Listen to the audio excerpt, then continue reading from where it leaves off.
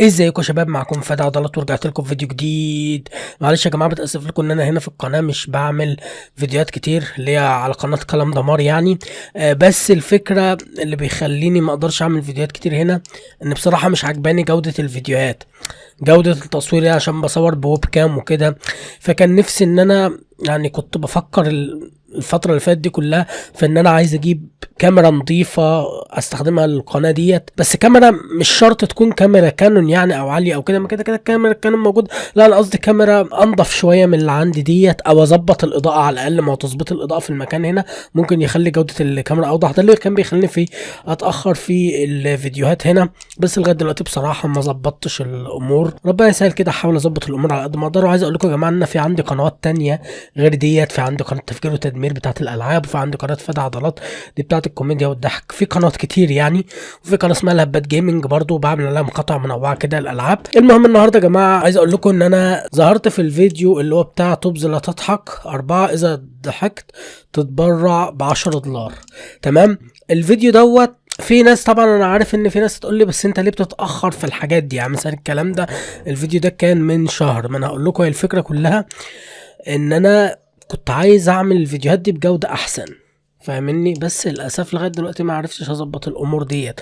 تمام. هي قناه كلام ده برضه يا جماعه زي قناه اخباريه، اقول لكم مثلا اخر الاخبار عني، انا ظهرت فين، او نتكلم في مواضيع ترند جديده، او يعني قناه كده بتاعت منوعات، فاهمني؟ يعني مش يعني قناه بتاعت يعني تشكيله كده، فاهمني؟ طيب يعني بص يا جماعه، انا ظهرت هنا في الدقيقه 6:26 او اللي هو الفيديو بتاع الفيديو بتاع لما كنت حفظت ديسباسيتو وبسمعها. قبل كده غنيت لكم ديسباسيتو، انما النهارده انا حفظتها صم وهسمعها لكم وبدون مونتاج. بدون مونتاج فونسي، بدون مونتاج.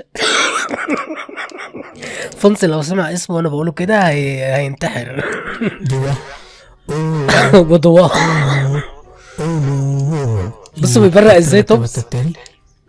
Sí, sabes que yo no soy volato, me mandote.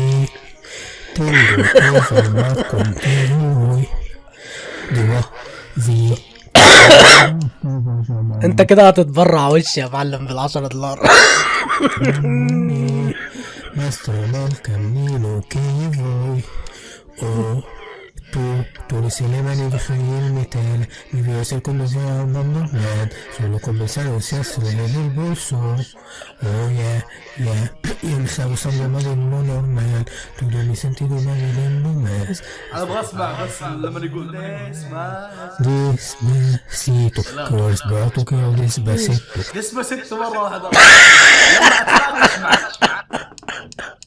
ديسباسيتو ستو جدو. طيب تعالوا بقى نشوف يا جماعه الفيديو التاني اللي كنت ظهرت فيه ده عند دايلر.